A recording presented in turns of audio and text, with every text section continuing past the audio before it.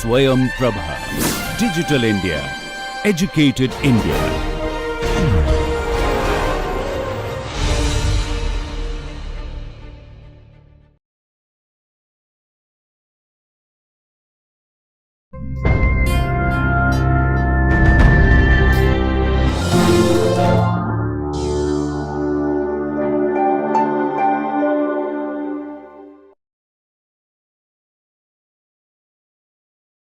Hello and welcome to yet another session of the NPTEL course, The History of English Language and Literature. In today's session, taking off from the dramatic rejection of tradition of art initiated by Marcel Duchamp, we continue looking at modernist literature and how this rejection of tradition was getting affected in many of these writings. Modernist literature was not about what we see. It was rather about how one sees and how one understands. And this was explicated in the stream of consciousness technique, which we shall be taking a look at when we talk about particularly the novel of the modernist period. In addition, we notice a lot of features which could be seen as a representative of the modernist period. We notice that in the modernist period, the literature was apparently away from a sense of objectivity. And because of this, we find many of the traditional elements being pushed out of the literature of the modernist times, such as we do not have an omniscient external narration or fixed narrative points of view. But we do not have any clear-cut moral positions either. So mostly in novels, we begin to see these newer forms of experimentations away from any kind of objectivity. There's also a blurring of distinctions between genres. Whatever was theoretically in place, the principles that defined various genres such as drama, prose, novel or poetry, they did not hold any value from the modernist time onwards. We find many writers and artists continuously challenging these definitions of genres. So accordingly, we find novels becoming more lyrical and poetic, and poems, on the other hand, becoming more documentary and prose-like also. So it becomes almost impossible to say what is more acceptable than something else. It is just one seamless continuum in which one rejection after the other of particular kinds of tradition become celebrated and also more delightful. And altogether, we find most of the modernist literature celebrating the fragmented forms and the discontinuous narrative. And there's also a random seeming collage of disparate materials. But however, when we look at the writings of this period in detail, we begin to notice that this is not just a random collage, but there is an inherent sense of coherence, which is perhaps most appropriate for talking about the various crises that were dominating the 20th century. For instance, this is also a time to perhaps remember how later Eliot would make use of his idea of objective correlative by bringing together seemingly different things, but to talk about one central objective or one central emotion. The literature was getting more reflexive, so we find poems, plays and novels raising issues concerning their own nature, status and role, and not always talking about something external and unconcerning their own forms of art. There's a dominant role played by a fierce form of asceticism. We do not find any over-elaborate art forms in the 20th century. In fact, the elaborate art forms of the 19th century were beginning to be seen as deeply offensive and repulsive. We find this getting reflected in the field of architecture as well. There are these dictums which become the reigning forces of the day, such as decoration is a crime, less is more, or a house is a machine for living in. So modernist architecture also becomes a reflection of most of these newer tendencies. And accordingly, we find a certain kind of minimalism getting practiced in literature as well. And all of these newer tendencies could be captured in one single term, avant-garde, which means ahead of time and beyond historical limitations. We find that many of these writers and many of these forms of writing were avant-garde in the sense that they challenged the status quo and also challenged the middle-class value system which was in place until the Victorian period. This is also a useful time to remember that the Victorian period was characterized by a particular value system about which most of them were very prudish, and also they were taboo subjects. There was a particular temperament which ensured a certain kind of a balance. All of this seemed to go away from the beginning of the 20th century onwards. Though there is a way in which a greater move towards democratization of art and literature was beginning to be practiced from the 19th century onwards, in the modernist period, we find that there is a dramatic rejection of this tendency as well. And as a result, there are two different kinds of art available. there's a distinction between high and low art, and we find this getting further cemented in the period of high modernism dominated by Eliot, Pound and Joyce. Keeping in mind in the way in which Marcel Duchamp's Fountain challenged the conventional sensibilities, let's take a look at how the literature of the period was challenging the conventional understandings and the conventional critical principles. We find a number of works being produced in the modernist times which did not take the audience into consideration. The attitude of the artist in these times being radically different from that of the previous times. We find many writers such as Eliot and James Joyce producing works which are difficult to read and understand, and there is no longer any care being placed to ensure that the work should be accessible to the reading public. In fact, we find a detachment or an indifference towards the readers from the side of the author, and literature in that sense gets dedicated to experimentation and innovation, and the role of the reader and the role of the critic becomes quite minimal over here. The dictum seems to be make it new, make it different and make it difficult. And we find that some of the works such as A Wasteland and Ulysses, they become almost inaccessible to the reader, that they always have to be accompanied with a certain set of sources, notes, annotations, etc. from the author or from any other informed critic. And this is also the time when an entire series of secondary material publishing industry also begin to dominate the literary scene from the beginning of the 20th century onwards. And also, this very idea of having some kind of an aid to understand a text was not very popular until the 19th century. This is also an implication and a consequence of this dramatic rejection of the tradition which dominated the 20th century. Even before we reach the period of high modernism, it's important to take a look at the work that was available in early 20th century. The set of works written between 1900 and 1922 could be together clubbed as Edwardian and Georgian literature. And this period is dominated by two forms, majorly two genres, fiction and poetry. During this early modernist phase, we find certain set of writers being more dominant than the other. And accordingly, we also find two major genres dominating the literary scene. In fiction, we have a set of writers such as Rudyard Kipling, E.M. Forster, H.G. Wells, Arthur Conan Doyle, G.K. Chesterton and Thomas Hardy. These writers and a few others we shall come back to take a look at when we talk about the modernist novel. However, in poetry, the variety was very impressive and fascinating. It was also becoming the source of a more complex kind of a discussion. In poetry, we find that it's very difficult to identify particular writers and particular followers of a movement, but rather we begin by identifying the major movements which were dominating the early 20th century in terms of the poetic art. There was a prominence of the decadence movement which was influencing most of the early 20th century poets. It was followed by the symbolist movement. There was also two kinds of poetry become almost definitional of the age, Edwardian poetry and Georgian poetry. And a growing group of people were becoming very significant in laying the foundations of modernist poetry, known as the Bloomsbury group. There was also the Kildare school from the Scottish writers. Taking a more focused look at the Edwardian and Georgian poetry, it would be useful to highlight that it was based on the names of the ruling monarchs, King Edward, who ruled from 1901 till 1910, and King George, who ruled from 1910 till 1936. And these set of poets, together known as the Edwardian and Georgian poetry for sake of convenience and the literary historical chronology, we find them getting located between Swinburne and the Pound and Eliot Revolution. They could also be seen as the poets who bridge the gap between the late Victorian period and the high modernist period. These set of poets, they had much skill and originality, and they had a lot of interest in technical experiment.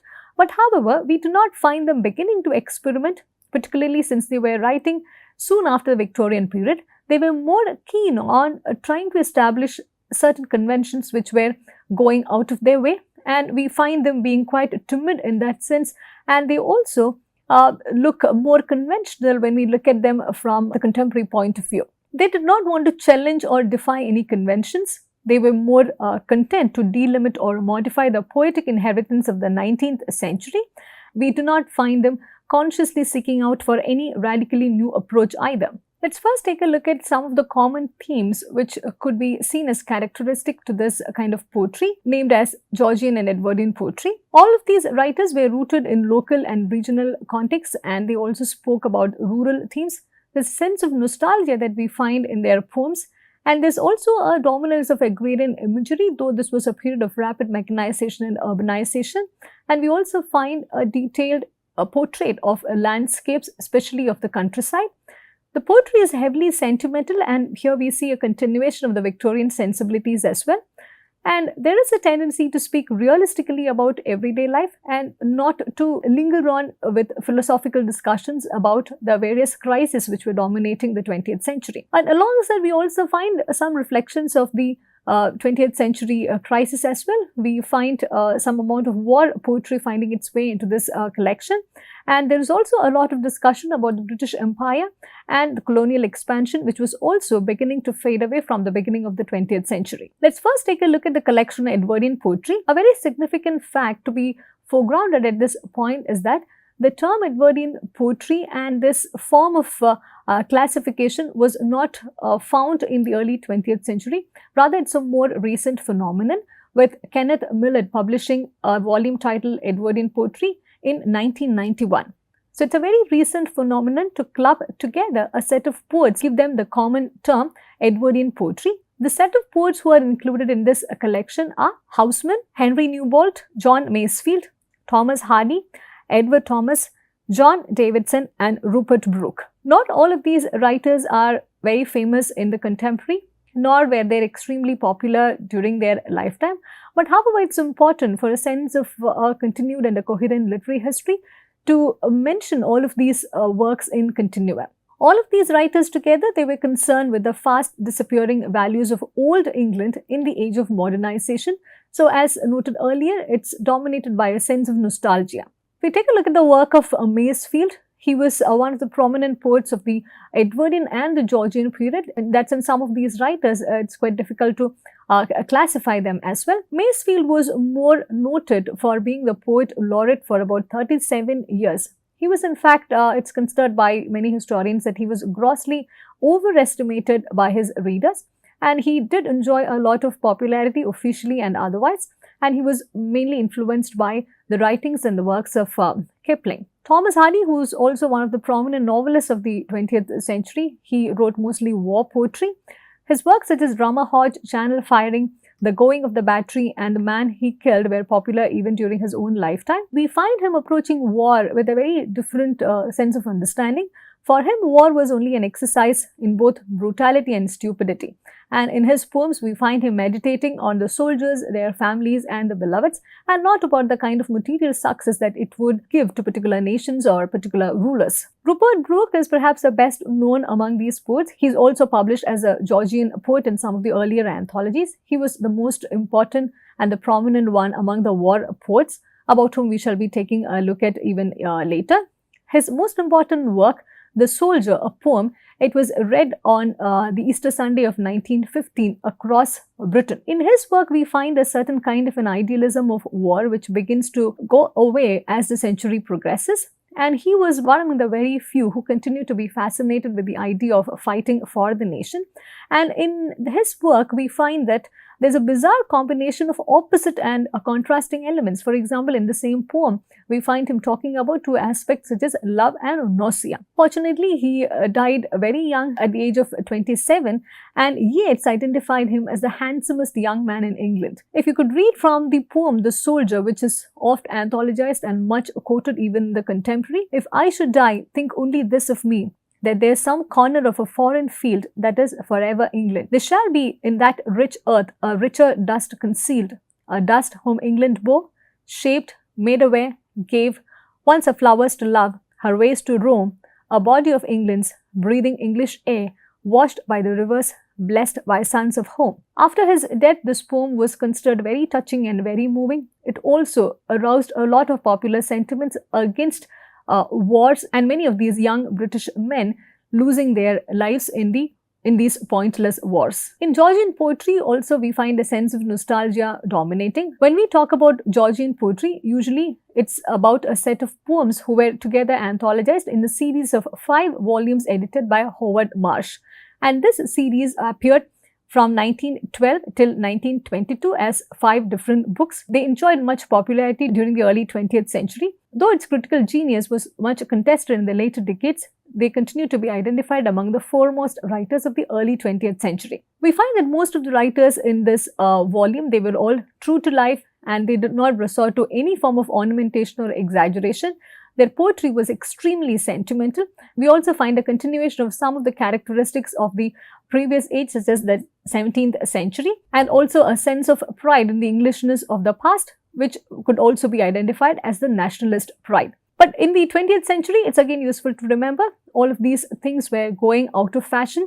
So Georgian and the Edwardian poetry together, they were also seen as some kind of a poetry from the past. But Georgian poetry continues to be significant for one thing, because it was one of the rare responses to the first moments of global migrations and cosmopolitanism. And these set of poets, they also lamented the fact that England was moving towards a rapid urbanized economy and that one did not have much time to look at the glorious past or to engage with the countryside or the agrarian economy. And what also made this distinct in the globalized period of the early 20th century was that there was a much emphasis on the local and the regional, and they were in that sense also seen as rural poets as against a dominating urbanization. And the more popular ones among the Georgian poets were John Masefield, Walter de la Mare, W.H. Davis and Rupert Brooke, who, as we mentioned, were anthologized in both Georgian and Edwardian poetry. The other important members, Wilfred Gibson, James Stephens and Ralph Hodgson, are now more forgotten figures. The one criticism which is more dominant against Georgian poetry is that they do not sketch the historical or economic conditions of the time.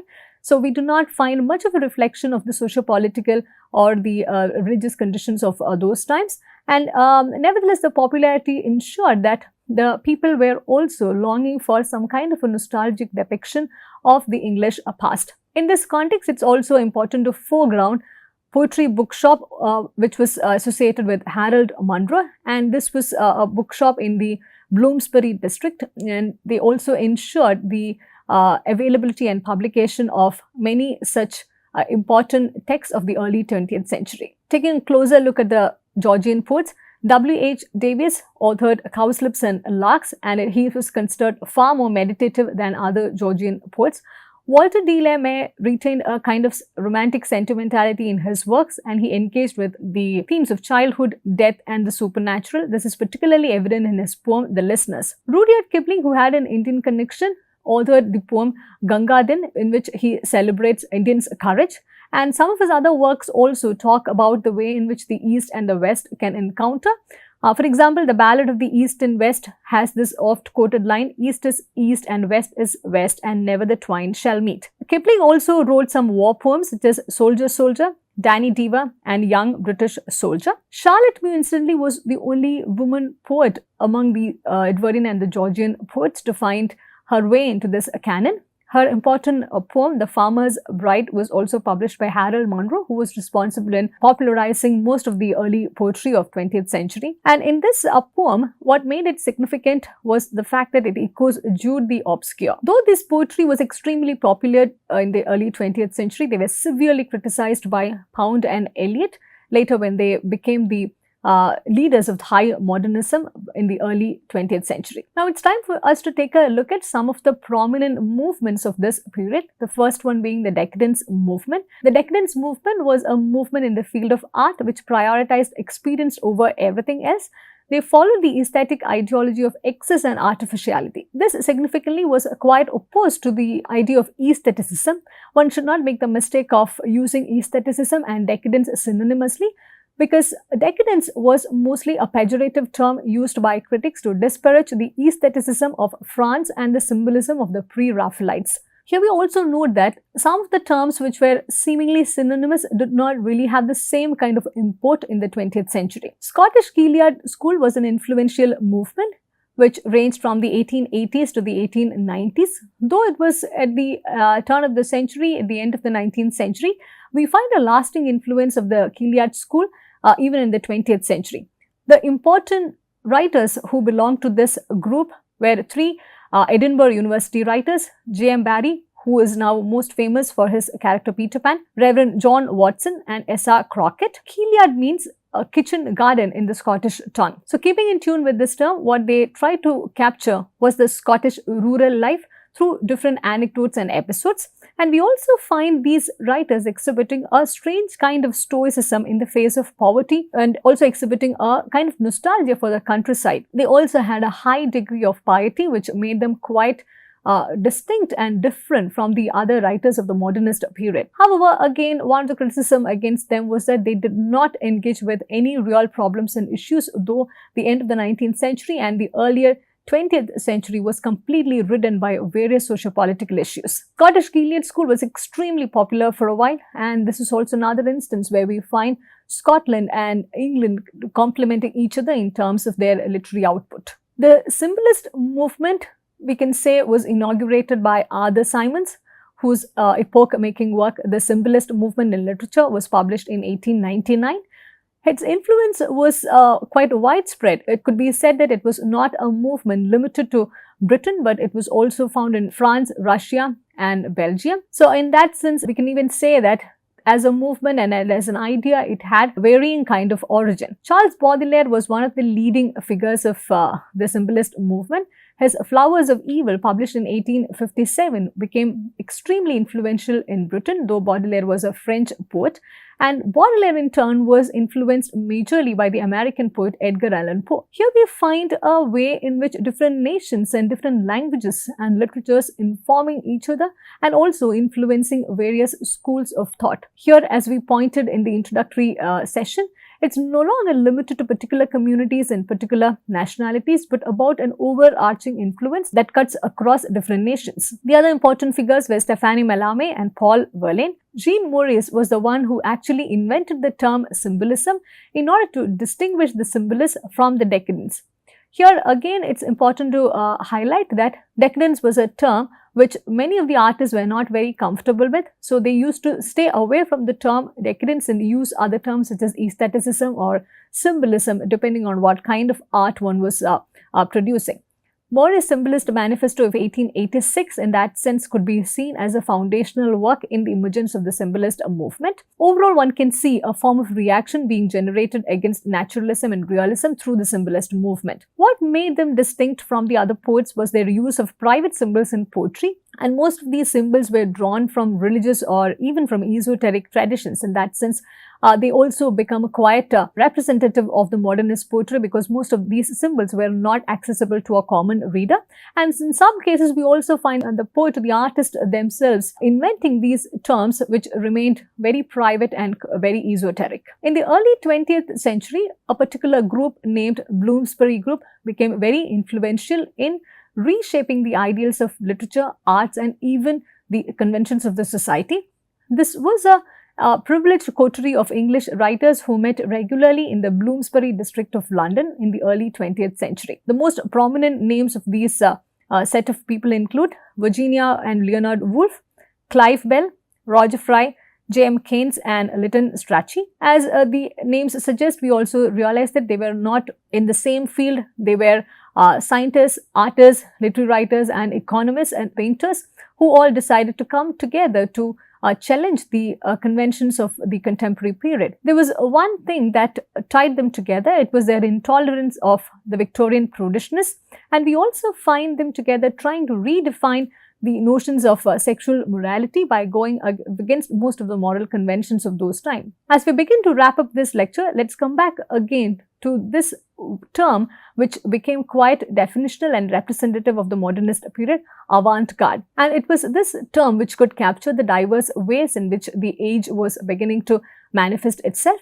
And while talking about this term avant-garde, it's again useful to remember that this term came quite handy, not just in talking about literature, but in all other forms of art and all other forms of new techniques which were being devised. It could also be used to talk about a new sensibility in the context of war, high imperialism, and the new ideas in philosophy and human psychology.